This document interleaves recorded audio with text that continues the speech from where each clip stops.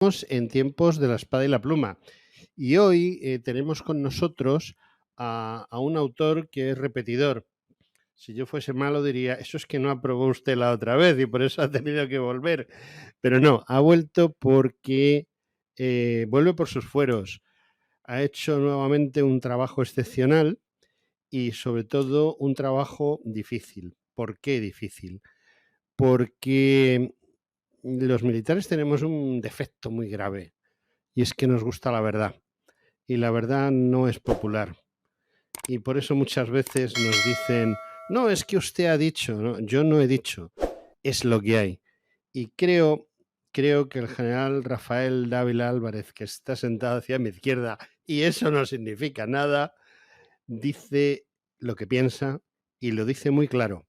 En un libro que tengo en mis manos y que creo que este libro que además ha prologado Gabriel Albac es un referente o va a ser un referente porque plantea muchísimas cosas importantes, cosas que quizá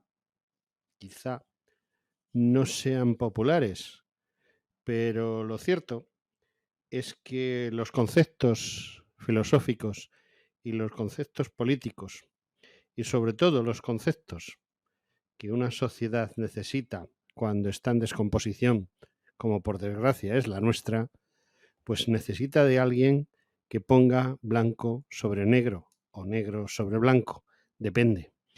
Y bueno, el general no ha venido aquí a oírme a mí, sino que soy yo el que quiere oírle a él. Don Rafael Dávila Álvarez, bienvenido. Muy agradecido, José Antonio. Y como bien decías, lo digo de verdad, siempre es un placer estar contigo y atender a tu llamada, porque somos todos un poco animalitos, ¿no? Y cuando nos acarician, nos gusta. Y cuando no nos acarician, no. Pero y contigo siempre me he sentido acariciado y muy a gusto. Muchas gracias por llamarme, José Antonio.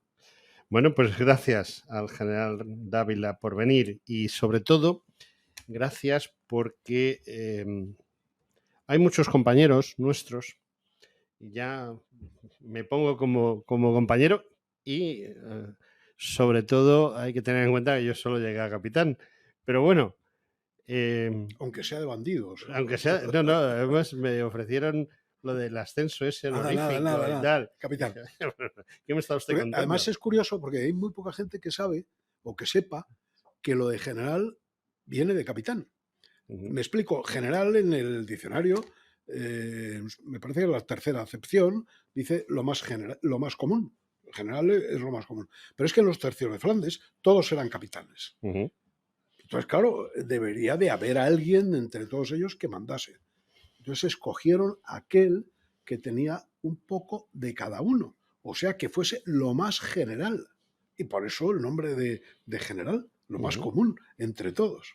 De ahí también el que, en definitiva, el primer ejército serio que hubo desde el siglo XV hacia hoy en día, ese ejército que partió de Nápoles gracias a nuestro rey Fernando II de Aragón, porque Castilla puso los soldados, pero Aragón puso muchas cosas más. Muy, muy cierto.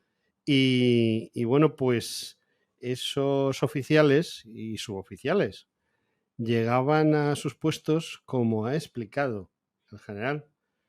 Es decir, los de igual empleo proponían a quién ascendía y los de superior empleo escogían de la terna, porque la terna la crearon los tercios, curiosamente, ¿no? Sí, señor. Y todo ese tipo de cosas que demuestran quién fue España, quién fueron los españoles, los castellanos y los aragoneses. Tanto monta tanto, ¿no? Que el mundo, todo el mundo, Inglaterra, cuyos tres primeros regimientos profesionales fueron hechos por españoles. Ahí tenemos a aquel hombre que retrata el Greco que está rezando a su santo Petrum, ¿no? Romero, Julián Romero, de Ibarrola, que fue junto con otros, los fundadores del ejército inglés, salieron del ejército español. Y los ingleses nos lo copiaron todo y luego todo el mundo nos Claro, copió a todos. ahí es curioso porque yo en el libro hago mención a un tema que yo creo que está muy de actualidad y pocos han caído en él, y es que estas guerras actuales de ahora son anglosajonas. Efectivamente. Han perdido el carácter helénico y romano nuestro. Y el grecorromano es nuestro origen y es el origen de Europa y de las campañas en Europa, un origen mediterráneo. Y ahora la guerra es anglosajona. Entonces hay gente que pregunta y dice, bueno, ¿y eso qué tiene que ver? ¿Serán iguales? No, no. Hay una diferencia abismal en el procedimiento, sobre todo en el mando.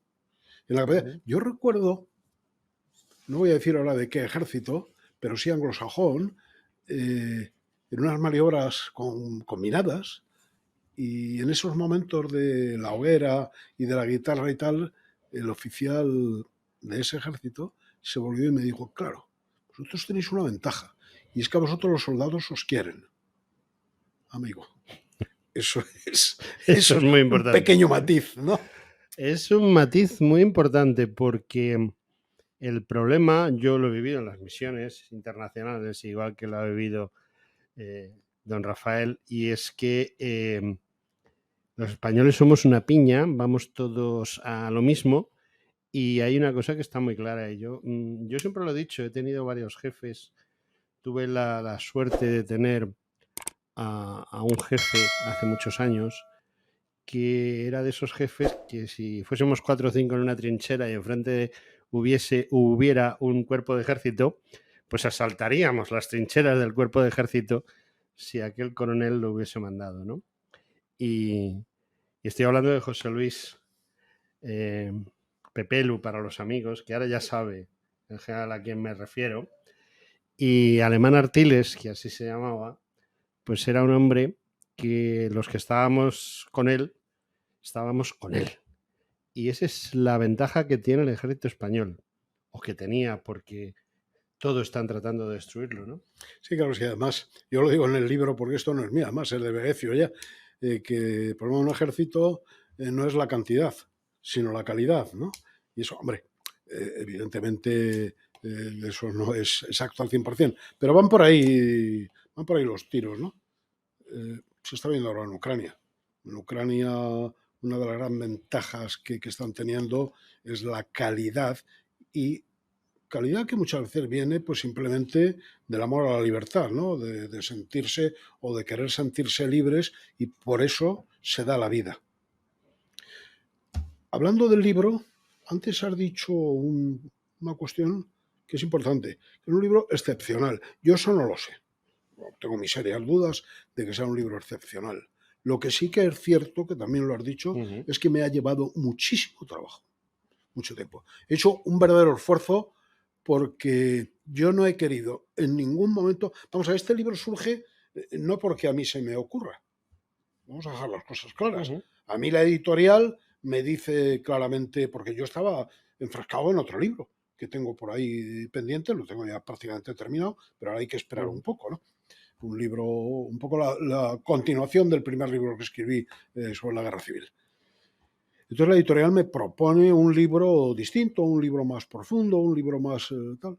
Bueno, y yo no sabía muy bien en cómo adentrarme en este tema, no sabía exactamente muy bien lo que hacer con este tema. Y ha sido un trabajo muy, muy duro. Por eso digo que excepcional no lo sé. Trabajo muchísimo. Y también voy a decir una cosa. Mi primer pensamiento es en Alejandro Magno. Para mí es un referente en cualquier aspecto militar, como mando y como líder. No como líder. El ejército, a mí hablar de líder no me gusta. A mí me gusta hablar de mando, que es bastante más complejo que liderar. Mandar es bastante más complejo. Alejandro Magno siempre tenía al lado de su cama la Ilíada y la espada. Y el maestro de Alejandro Magno era Aristóteles. Y yo pensé que para adentrarme en lo que yo quería escribir, que no quería escribir un libro de batallas, ni un libro de concepción de misiones del terreno, del enemigo, de los medios. Todo eso está escrito. O sea, y además es escrito con unas descripciones exactas, con una exactitud de historiador, con unos mapas magníficos. Yo no quería meterme en eso porque quería profundizar, diseccionar lo que es la guerra. Entonces pensé que necesitaba yo tener a un pequeño Aristóteles a mi lado para poder escribir esto. Por eso pensé en el filósofo. La milicia tiene muchísimo de filosofía y la guerra es pura filosofía, porque la guerra no es un problema como la gente piensa entre militares, ni muchísimo menos. La guerra, la totalidad de la guerra hoy en día abarca a todos.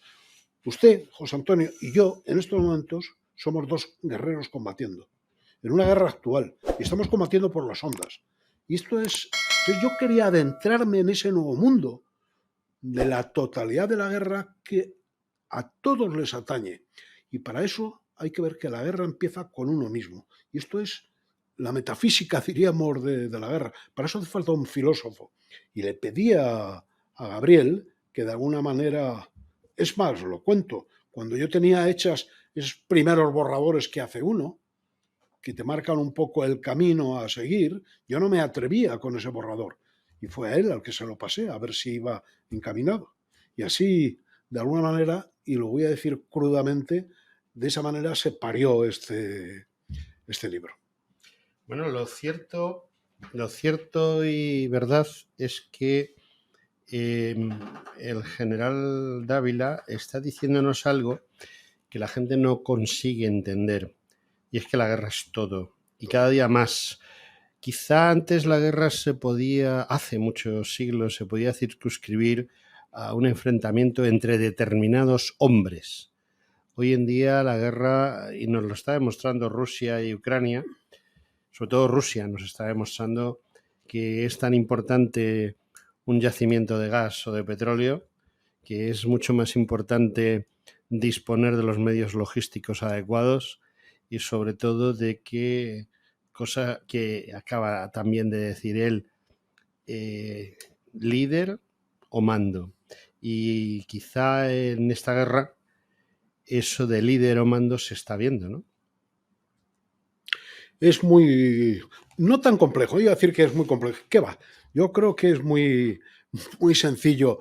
Y de alguna manera también ese ejemplito que ponía al principio de, claro, es que los soldados a vosotros os quieren. Pero ¿cómo no nos van a querer si nos estamos jugando la vida con ellos? Y por ellos, y para ellos, y para mí. Si somos todos lo mismo. Lo que pasa es que hay que respetar perfectamente, como en cualquier empresa, la misión de cada uno. Yo recuerdo a Lord Wellington antes de la batalla de Waterloo. Lo cito en varias ocasiones porque era un personaje, bajo mi punto de vista, muy interesante. Antes de la batalla, un general que le pregunta que bueno, que si ganaremos, si no ganaremos, las típicas preocupaciones que surgen antes del ataque. Y Lord Wellington se le queda mirando de arriba abajo y le dice, no sé lo que pasará, ni lo que ocurrirá y cómo actuará el enemigo. De lo que estoy seguro es que usted y yo cumpliremos con nuestro deber. Bueno, pues este es un misterio muy sencillo. Liderar. Bueno, yo creo que el término líder es un término relativamente moderno, más pegado a... Bueno, líder a lo mejor era uno de los guerrilleros del 2 de mayo nuestro, ¿no? O cualquiera de tal. Pero el mando es otra cosa. El mando es una capacidad de decisión basada en un aprendizaje, en una dureza del aprendizaje, no el aprendizaje escolar, académico, tema al que yo dedico también gran parte del libro, al tema académico, pero hay que formarse para mandar. Líder puedes nacer, a lo mejor hay muchos chavales en el colegio que ya desde pequeñitos se les nota que son líderes, pero a ese líder no vale para nada si no se le forma. El militar debe... Hay que tener cuidado, porque otra cosa que hay mucha gente, lo digo porque como ya tengo una cierta experiencia de haber presentado el libro en algunos lugares y donde me han señalado con el dedo algunos puntos que pueden ser difíciles de explicar o de entender, y hablando de este tema del líder y el mando, me dice, oiga, usted en alguna parte del libro dice que los generales de hoy son unos tecnócratas muy bien adiestrados. Y digo, bueno, pues es que tampoco está mal decirlo, por si acaso, ¿no? hay que tener mucho cuidado porque hoy entendemos como un general es el que sabe 5 idiomas, el que tiene una capacidad técnica y científica maravillosa, que domina la tecnología. Pues mire usted a lo mejor a mí me pregunta de drones y yo qué sé si la fusión, la fisión esta cuántica. Yo sé la capacidad que tienen mis medios y la capacidad de mis hombres y lo que puedo pedirle a cada una de las cosas, sea humana o material, que yo dispongo para la batalla. Eso es mandar. Mandaba, claro, eso te convierte en líder también. Alejandro Magno mandaba y César mandaba. Y bueno, un ejemplo de mando increíble también es el mismo Aquiles. Pero estos es que mandan, son líderes porque mandan. No es al revés. Son líderes porque mandan. Esto es una cosa evidente. Pero yo al tecnócrata, por muy bien que lleve la empresa y sea número uno en el mundo. Otro tema que has tocado muy por encima, pero para mí es muy importante, de estos polémicos que surgen con el libro, es que de alguna manera me he atrevido a corregir en algo a Clausewitz. No corrijo a Clausewitz. Clausewitz lo ha dicho, es exactamente lo mismo, pero corregí algunas de las palabras. La guerra, lo que repite todo el mundo como papagayos. Sí, la continuación de la política. Pues no, mire usted. Es la continuidad de la política, no lo estamos viendo, es la continuidad de la economía. Si es que es todo economía. Todo al final es el dinero. Y me decían, oiga, alguien me lo han dicho, ¿no? Oiga, economía no, porque un líder político es más que un líder económico. Digo, de eso nada. Aquí cuando se reúne el G20, detrás del G20, no voy a dar nombres de bancos, pero hay un montón de ellos. Y nombres de empresas tampoco se los voy a dar. Pero hay alguna empresa, fíjese la que está liando ahora, el de Twitter y el de... En fin, vamos a saber, o el de Amazon. Vamos a saber a diferenciar... unas cosas de otras. Es que hay una guerra como esta de Ucrania que tiene un componente económico tremendo. Es porque que todo empezó ganará la economía por una tubería de gas que pasaba por debajo del Báltico. Sí. Bueno, pues continuamos nuestra entrevista con don Rafael Dávila Álvarez, que en su nuevo libro creo que cuenta algo muy importante, y es cómo son los militares, qué hacen los militares y cuál es la proyección verdaderamente del mundo militar sobre el conjunto de la sociedad, porque es algo que la gente desconoce. Desde mi punto de vista, la guerra es muy mal conocida por los civiles, mejor dicho, no quieren ni siquiera conocerla, cuando no es que digamos que Clausewitz llevaba razón cuando decía que la guerra era la continuación de la política por otros medios, sino que la guerra es una cosa más dentro de un conjunto de cosas. Y nos lo está demostrando Rusia precisamente con esa guerra económica que se trae contra la OTAN y contra los Estados Unidos dentro del problema de Ucrania. Mi general, yo creo que una de las cosas más importantes que hace usted en el libro, yo simplemente lo he ojeado, no lo he podido estudiar en profundidad, es precisamente retrotraerse al pasado para explicar el futuro, ¿no? Pues sí, bueno, esto es algo... después de tantos años de evolución, por ejemplo, en el mundo de la filosofía, los filósofos recurren a Platón. Y dale que te pego con Platón cuando han pasado más de 2500 años. La guerra está todo en los clásicos. Por eso yo me vuelvo a los clásicos, porque la guerra está en la condición humana. Y al estar en la condición humana, los que mejor han entrado dentro de esa condición humana son los clásicos. Pero, ojo, yo al escribir este libro he notado o sentía la necesidad, y no me quiero meter con nadie, puede ser que es que yo no haya acertado en la elección de la biblioteca, ¿no? Pero echaba en falta alguien que llevase al público en general de una sencilla, incluso amena, ¿por qué no?, el fenómeno de la guerra que está en el interior de cada uno de nosotros. Mire, yo he leído, como comprenderá, cientos de libros de táctica y de estrategia, de batallas. no voy a dar porcentajes, pero muy elevados que no me he enterado de nada. Y he seguido pensando, ¿qué es esto de la estrategia? ¿Pero qué es esto de la táctica? Pero por Dios, si es que no lo entendemos. En las academias militares no se estudia mucha historia militar tampoco. Se estudia muy poquita, Muy doy poquita. fe. No me voy a meter en señalar con el dedo, meter el dedo en el ojo a mis queridos compañeros, pero bueno, porque soy yo uno de los culpables también, si es que eso es así, que no lo sé. Quiero decir que yo echaba de menos a alguien que tal. Bueno, seguro que yo no he sido el primero, pero sí que por lo menos quiero abrir el debate y abrir una puerta a la gente y decirle, señores, esto lo ocurre. Y otra cosa importante del libro, empiezo hablando de los clásicos y ahora me voy a lo moderno. Yo soy un hombre ya mayor, evidentemente. Pero la gente puede pensar, ¿y este hombre, este qué sabe de la guerra actual y de los drones y de la tecnología? Bueno, pues alguien todavía la capacidad de leer y de entender no la he perdido. Entonces he querido reflejar en este libro también qué es lo que hay hoy en día en los campos de batalla y qué es lo que puede venir en un futuro en los campos de batalla. El campo de batalla de Ucrania no se ha visto todavía todo, ¿eh? Hay mucho pendiente. Y a todo esto le he llamado el arte de la guerra. Y me planteo en el propio libro si lo del arte de la guerra sigue siendo como tal. Arte es cualquier actividad humana, ¿no? Pero ese sentido que le damos al arte de algo bien hecho, de algo muy personal y que tiene una impronta especial, porque claro, el arte requiere técnica. Sin la técnica es una farsa, es un fraude. El arte sin técnica es un fraude. La milicia es un arte, pero requiere técnica y requiere preparación. Y se abre un campo nuevo con toda la tecnología. Y yo en el libro planteo el interrogante si en aquel agosto, en aquellas bombas de Hiroshima y Nagasaki, no se terminó con el arte de la guerra. O sea, es la pura destrucción que acabó con la guerra. Y hoy vivimos en una paz amenazada. Eso no es mío, esto también está en los clásicos. Y una paz amenazada no es paz. Eso es lo que vivimos hoy en día.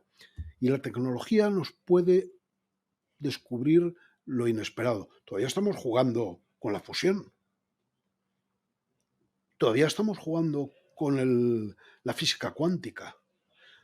¿Habrá en esta guerra de Ucrania ya moviéndose por ahí algo de lo cuántico y algo de la fusión nuclear?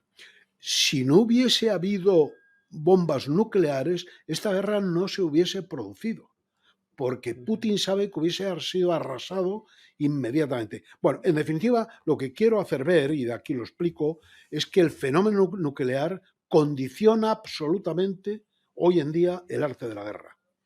Y nada mejor, y me ha venido estupendamente, vamos, desgraciadamente, ¿no? Publicar este libro en un momento cumbre, en un momento en que todas estas teorías que yo os pongo aquí pueden ser contrastadas y comprobadas en el terreno. En vivo y en directo. Y en vivo y en directo. Y lo nuclear sobrevuela permanentemente en la guerra de ahora. Mi general, ¿lo nuclear no será más espada de Damocles que realidad? No, ¿qué va? ¿Qué va? ¿Qué va? ¿Qué va? ¿Qué va? Ahora mismo, estábamos hablando, Zaporilla es un lugar, un punto negro en la guerra, porque jugar con estas cosas... Mira, el otro día que hay un misil en terreno polaco. Todo el mundo, yo recuerdo, estaba en la televisión en los momentos, en ese momento estaba yo en la televisión, todavía no había saltado la noticia. Y yo tenía anotado una frase a mí me gusta siempre llevar anotaciones para dar algún titular, y en fin, aunque la gente lo entienda y dejar un resumen de lo que estoy diciendo. Y tenía una frase anotada para decirlo en televisión, que luego, pues entre lo que pasa en estos papeleos, no la dije y era de una oportunidad tremenda, ¿no? Tenía anotado. Cuidado, Putin estaba, el G20, acuérdense que estaba justo. Sí, en ese momento, pero Putin no estaba en el G20. No, mandó al de exteriores. Y dije, ojo, Putin dialoga por la mañana y por la tarde lanza un misil donde ha dialogado. ¡Bum! Clavado. Esto es lo que está ocurriendo. Repito, lo nuclear tiene una importancia en estos momentos de la guerra, en la guerra actual, vital. La guerra se ha modificado de una manera tremenda. Y conviene que todo el mundo sepa que no hay guerreros y civiles, militares y civiles, No, todo el que mundo. aquí todos estamos en guerra y que la guerra la estamos haciendo todos. Bueno, uno de los combatientes más aguerridos que hay es Zelensky. Zelensky está permanentemente haciendo el relato de la guerra, cuando esta guerra es puramente y pura y dura Estados Unidos-Ucrania. Pero ojo, es que hay que abrir el foco. No está la guerra únicamente en Ucrania. En estos momentos, Marruecos y Argelia se están... Argelia, por cierto, está haciendo un gran negocio con el gas y con el petróleo. Su PIB, su presupuesto de defensa, alcanza el 5% del PIB. A Marruecos le pasa lo mismo. Ahí hay una tensión terrible. Pero es que le voy a contar otra cosa. Hace poco estas cosas nadie las oye ni las habla. Por eso quiero que la gente lea esto. El otro día, el jefe del Estado Mayor de la Defensa, el almirante Teodoro López Calderón, ante la mesa de defensa del Congreso de los Diputados, decía: señores, nuestro objetivo no está en Ucrania, nuestro objetivo está en el Sahel. Allí es donde más se está contrabandeando con vidas humanas. Es el centro de mayor criminalidad del mundo y lo tenemos a las puertas de casa. Es la puerta sur de la OTAN. Nosotros tenemos que estar allí vigilantes. Ese es nuestro... Y hablaba de otra cosa importantísima que podría ser un elemento para finalizar con esta maldita guerra, ¿no? Almirante, le decían los diputados, ¿no? Se ha subido el presupuesto un 26, no sé cuánto por ciento.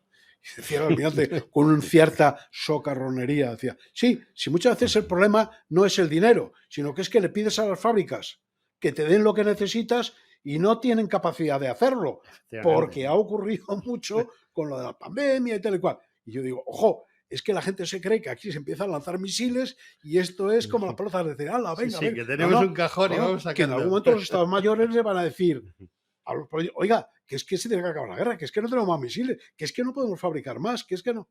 Bueno, no sé, nos desviamos del tema. Nos desviamos, pero no, porque el problema, para mí el problema está en que la mayor parte, la inmensa, la mayoría, no hay calificativos de la población de España, ni conoce, ni tiene interés en conocer y además le da igual y no se da cuenta de que su libertad la defiende el ejército. Y el ejército español tiene mucho amor a la patria y como siempre a pie y sin dinero. Y si no nos han invadido ya los marroquíes es por varios motivos y uno de ellos es porque ellos tienen una guerra en casa. Y ese problema del Sahel, si no nos ha llegado ya, es porque Argelia y Marruecos están enfrentados y sirven de tapón y muchas otras cosas. ¿No cree usted que sería importante, y ahí aparecen libros como el suyo, en que el verdadero pueblo español necesita, y casi que es obligatorio, el que conozca la realidad y la verdad de la situación? Es muy acertado lo que me comenta y además le voy a decir una cosa. En estos momentos, esto molesta, esto que le voy a decir ahora. Es que este programa es políticamente incorrecto. No, es que sé que molesta, pero no tengo más remedio que decirlo. Creo que el gobierno español no está informando ni está cumpliendo su obligación con el tema de la guerra de Ucrania. Ahí, vamos a ver, ahí se está ocultando absolutamente todo. No hay ni un solo militar en activo, ni un solo político que entienda del Ministerio de Defensa que explique algo de la situación. El almirante jefe del Estado Mayor de la Defensa lo dijo el otro día en la mesa del Congreso, dijo, si la ministra de Defensa está dispuesta, yo les contaré a ustedes porque seguimos día a día y minuto a minuto el desarrollo de la guerra. Pero es que aquí nos tiene que contar alguien. Pero vamos a ver, mire, secretos de Estado hay muy pocos. Todo el mundo se ampara en el secreto de Estado y en la seguridad nacional. Que no, mire usted que hay muy pocas cosas, que se lo cuenta uno que ha pisado moquetas muy gordas, que los problemas de la seguridad nacional son mínimos. Mientras más pones, menos seguridad hay. Mientras más cosas conservas en secreto, peor. Mire, el tema del Sahel es importante. Yo creo que aquí hay algo que nadie se ha dado cuenta, y yo lo he escrito en varias ocasiones. No lo reflejo en el libro porque el libro va por otros... Pero el libro lo importante que tiene es que la gente debe de saber que esto es para todos. Que la guerra no es una cosa de los militares. Que la guerra hoy en día es una cosa de todos. Y todos debemos saber el papel que jugamos. El estrecho de Gibraltar, la angostura del estrecho, tiene una importancia decisiva estratégicamente. La gente se ve que eso ha perdido valor estratégico. Tiene una importancia decisiva. Rusia, uno de los problemas que tiene y una de las cosas que busca en esta guerra es los mares calientes. Los mares calientes son el Azov y el Negro, pero es que el Azov y el Negro le llevan al Mediterráneo. El estrecho es fundamental en el control del Mediterráneo. El Mediterráneo, si yo le pregunto a usted quién lo controla, no es España, cuando tiene todo el sur. No. Es Marruecos, Estados Unidos y el Reino Unido. Es Estados Unidos. ¿Qué pasa? ¿Que es que no se han fiado de nosotros? No, y hacen bien. Pues yo ya no doy más contestación, pero yo señalo con el dedo una situación que hay allí. Pero pues, Gibraltar, esto estoy harto de decirlo, y está escrito en tal por uno de los más expertos en el tema Gibraltar, que es el capitán de navío liberal. Gibraltar es un polvorín. Es decir, Gibraltar, la colonia, es un polvorín. O sea, Gibraltar es una base militar. Y déjese de otras tonterías. Una base militar. Y la base militar es del Reino Unido. Y ahí mandan Reino Unido y enfrente Marruecos. España que pinta en el estrecho. Nada. No, además sí que tenemos rota. Bueno, no, historias. Vamos a ver, yo entiendo que Estados Unidos ha estado jugando desde hace 100 años, porque no ha empezado ayer. Ya empezó a final del siglo XIX a apoyar diversas facciones dentro del propio Marruecos, como usted bien sabe, con una idea muy clara, y es que el estrecho no sea de nadie, sea de Estados Unidos, pero de nadie de los que están allí presentes. O sea, los Estados Unidos han hecho lo imposible para evitar que Inglaterra tenga que entregar Gibraltar. Estados Unidos ha hecho lo imposible para evitar que España controlase el norte de África. Ahora mismo, ¿cuántos intervinientes hay? Está Marruecos y España en el norte de África, Inglaterra y España en el sur de Europa. Es decir, ninguno de los tres que viven ahí controla nada. ¿Quién controla? Estados Unidos. Controla el Reino Unido, controla absolutamente todo lo que pasa por el estrecho, a través de todo. Controla todo. Es un auténtico. Pero es Estados Unidos quien al final controla, ¿no? El Reino Unido es un auténtico. Pero incluso si vamos más lejos y nos ponemos a contar cosas curiosas de nuestra reciente historia, España estuvo a punto de tener la bomba atómica. Lo recuerdo, sí. Pero es que llegó hasta la época de Felipe González. O sea, finalmente quedó cerrado el tema en el 81. Pero en la famosa reunión de Kissinger con Carrero Blanco, días antes del asesinato de Carrero Blanco, están hablando de aquello. Pero el proyecto Islero, que hay algo que no se sabe. Y es que el general Velarde, que estaba que estaba un fuera de serie. Un ingeniero aeronáutico como pocos. Ha muerto recientemente. Estaba trabajando en Estados Unidos cuando el general Muñoz Grande le dijo, ponte a trabajar en este tema. Se lo planteó a Adolfo Suárez. Bueno, llegó hasta Felipe González. Cuando cayó la bomba de Palomares, él se fue allí a investigar la bomba de Palomares y descubrió el sistema para que implotara la bomba. Tuller-Miller, de que esa bomba termonuclear funcionaba por fisión, fusión, fisión. La fusión todavía hoy no se ha logrado. Ahora se va, una noticia fantástica, se abre en un pueblecito de Granada un sistema de aceleración de partículas para crear la energía de fusión, que es el futuro. Esto es una noticia de ayer o antes de ayer, algo muy fuerte y muy bueno para España. Pero eso lo hemos tenido nosotros en nuestras manos. Y fue el general Velarde el que descubrió. Ahora mismo Ucrania, hablando sobre este tema, y esto sí que lo escribo en el libro, es un laboratorio. ¿Un laboratorio de qué? Un laboratorio militar. Allí, pieza que cae o sistema que hay, están un montón de científicos detrás, viendo la tecnología utilizada, viendo los sistemas de guiado, viendo los sistemas inteligentes de dirección. Es un auténtico laboratorio de guerra. No solo técnicamente y científicamente, sino de mando. Cómo despliegan las tropas, cuál es la doctrina rusa que ha evolucionado con el tiempo. Todas estas cosas parece que no son importantes. Nosotros es que un señor de Nuevo México, esto de la guerra de Ucrania le trae al pairo. Y a uno de Polonia no le trae tan al pairo como a un portugués. Nosotros, Pero bueno, el pues son peligro las es para todos hipotecas, igual, ¿eh? que si la cerveza sube, que si no... Sí. Bueno, ahora yo no sé, yo todavía no he puesto la calefacción en mi casa porque no puedo pagarla. O sea, yo no puedo pagar el gas ese para calentarme. Y estamos con 14 mantas, lo pongo mi mujer y yo, dale que te pego ahí encerrado, porque es que no hay manta. He recuperado una manta que me compré una vez en Zamora, que es fantástica, pero pesa un quintal. Pero yo no puedo poner la calefacción. Bueno, pues nos aguantamos. Ah, no pasa nada. Ah, esto son cosas de la guerra. No, oiga, usted pregúntele a un señor que está en Ucrania o que está en Polonia a ver qué es lo que está pasando, a ver cómo va a comer este año el turrón. Usted liado en 14 mantas se va a comer el turrón. Ahora, el del banco sí, se va a reír de usted porque le va a subir la hipoteca a 200 euros. Bueno, qué cosas. Y aquí todo el mundo tragando y aguantando. Oiga, no, hay que exigir más y saber que todo esto nos afecta a todos. Y por último, perdón, de este rollo que estoy soltando.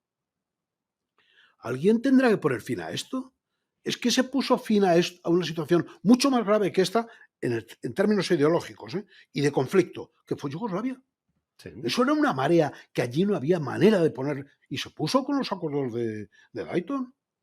Pero es que aquí hay unos acuerdos de Minsk que no ha cumplido nadie. Pero bueno, ¿pero por qué no se llega a un mini acuerdo? ¿No? Armisticio, por lo menos un armisticio, aunque llevan desde el año 53 los coreanos del norte y del sur con el armisticio, pero ahí no firma nadie la paz. Es que los armisticios al final no funcionan, ya lo sabe usted. Bueno, pues por lo menos ahí tenemos el 18. Pero por lo menos no se tiran bombas. Por lo menos. No, pero el de 1918, mire usted cómo lo acabó. Yo lo que comentaba usted antes del misil, y nos estamos acercando ya al final del programa, pero cuando dicen en la frontera polaca ha caído un misil que parece que es ruso, y que seguramente lo es. Pero bueno, sí, pero ya sabe usted los enjuagues de los políticos. No, pues si es del sistema, pero ¿cómo no va a ser ruso si el sistema de defensa antiaéreo que tiene Ucrania es ruso? Si es que Ucrania era rusa, ¿cómo no va a ser ruso? Sí, pero que puede ser que... Bueno, pero allí hay cientos de miles de rusos. Usted sabe que en la primera semana de septiembre del año 1939 se hizo un atentado de falsa bandera para abrir la guerra. Y ahora puede haber sido también un atentado de falsa bandera ese misil.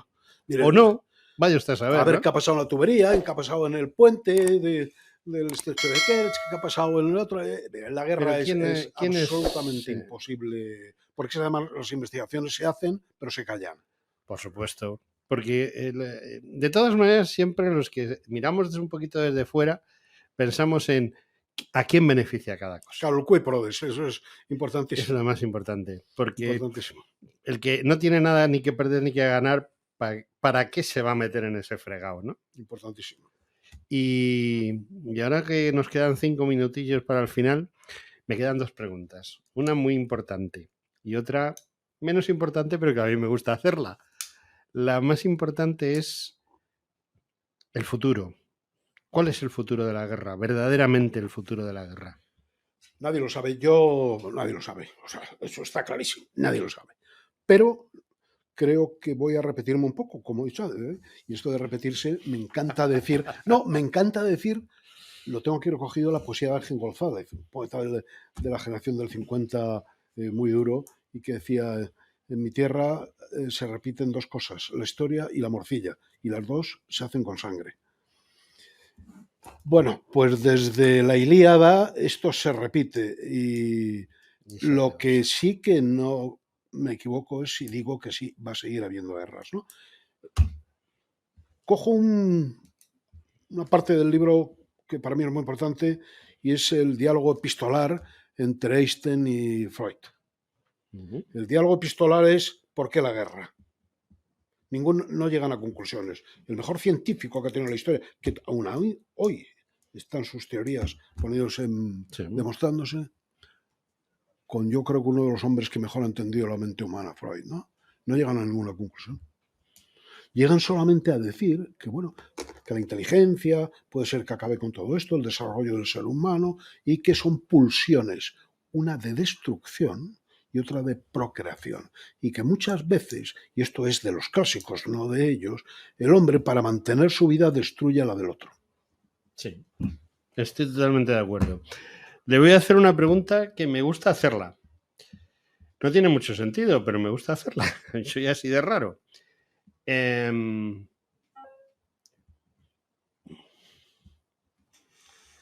Yo estoy en la calle Carretas, bajo hacia la Puerta del Sol, llego a la esquina de Carretas con Sol y ahí a la derecha hay una librería.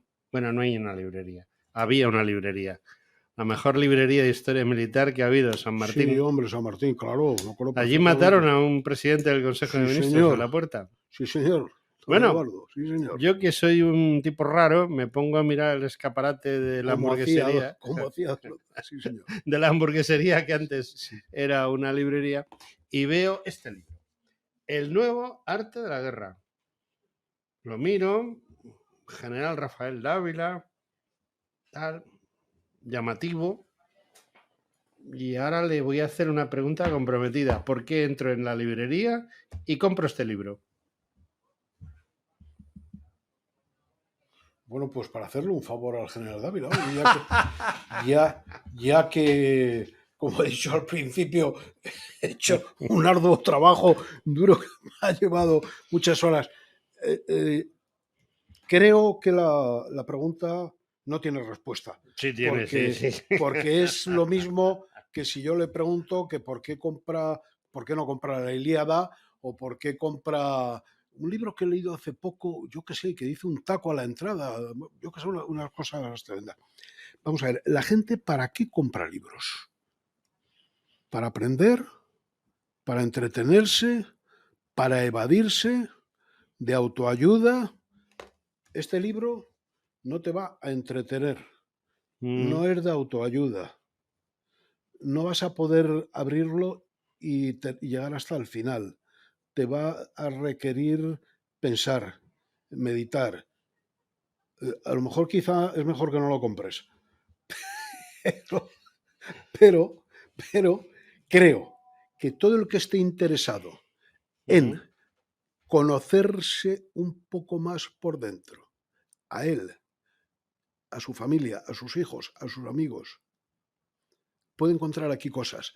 Porque a lo mejor hasta explico aquí por qué usted se enfada tanto cuando un coche se le cruza o le hace una pirula y tal, y usted se coge un berrinche que acaban a tortas, además, ¿eh? O por qué en un bar un tío, porque se machuca y le pega un empujón. A lo mejor está aquí explicada las razones, porque la guerra muchas veces empieza por una nimiedad. El otro día leía un tuit, ahora que está de moda esto del Twitter, leía un tuit, hay gente por ahí muy inteligente. No es la sociedad muchas veces tan elemental como muchas veces piensa. Y en las redes sociales hay gente muy interesante. Y las redes sociales son muy interesantes. Decía el tío, con mucha gracia. ¡Oh! Están los tiempos como para ahora un príncipe heredero tenga un problema en Sarajevo con el tráfico. Mucha gente no se entera de por dónde iba el tío del tuit, pero es un tuit inteligentísimo. Sí. Y esto es lo que Clausewitz en la guerra le llama el azar y la fricción. ¿Qué es eso? Mire usted, en la guerra se hacen muchos planeamientos, unos mapas, ¿no? Que Y no luego llega sobreviven al primer disparo. ¿eh? No sobreviven al primer disparo. Eso lo sé porque me he hinchado a hacer muchos planteamientos logísticos, porque claro, yo pertenecía a la logística, mucho planteamiento logístico, y luego cuando llegábamos a las maniobras, aquí era donde va la debacle. Uno de los problemas de esta guerra. Aquí le digo mucho de tal porque creo que la guerra hoy también, como decía que es económica, creo que tiene muchísimo que ver con la logística y le dedico un capítulo entero al tema de la logística porque es fundamental.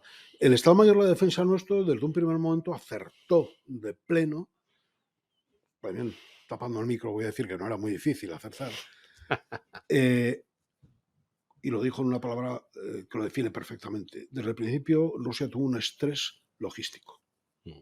Es que no se puede atacar en un frente de 2.000 kilómetros. Desde Kiev a Odessa hay 2.000 y pico kilómetros.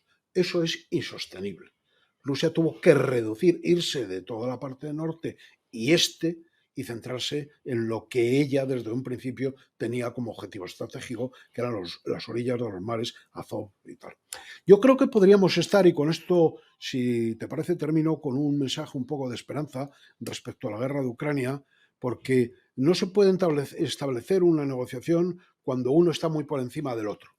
Ahora yo creo que hay unas tablas, hay una situación de equilibrio. Sería un buen momento, porque incluso Rusia, que como he descrito hoy en un artículo, está defendiéndose, lógico, no sé qué hacía al otro lado del Dnieper, se ha tenido que venir aquí a ampararse y a protegerse en el obstáculo, que es el río Dnieper. No sé qué hacía al otro lado. Sí, es una zanja antitanque. Entonces, él ahora está desde Jersón hasta Zaporilla defendiéndose ahí, ha cedido, que es curioso, en esto no se fija nadie, ha cedido de alguna manera a Odessa. ¿Por qué? Porque de alguna manera es sucesión a la negociación, que siga los barcos que suministran el cereal a Europa y a África, que sigan circulando por ahí, pero a mí me dejáis la parte del Donbass y la parte de Crimea, que es lo que yo quiero, y además no hay problema, ya lo de Odessa, entrar y salir, que ya lo controlo yo desde Tesoro. Ciertamente. El problema está en que la mayoría de los estrategas no suelen ver más allá de las gafas que llevan puestas. Por ya, menos mal que yo no llevo gafas. Hoy hemos tenido a un autor que sabe de lo que escribe y que además lo hace bastante bien. No le voy a decir que muy bien, porque luego lo hace bastante bien. No hay que darle mucha coba al mando. Mi general, don Rafael Dávila, estoy contentísimo y agradecidísimo de que usted haya venido y nos haya dicho muchas cosas muy interesantes que estoy completamente seguro que los oyentes que son más inteligentes de lo que muchas veces pensamos van a saber aprovechar. Gracias, mi general. José Antonio Ruiz de la Hermosa, siempre que me llames acudiré y me tienes a tu disposición por tu amabilidad y tu fidelidad y el cariño que tienes a tu gente, esos que te escuchan con tanta atención. Aquí estoy para servir. Pues gracias, solamente puedo decir eso.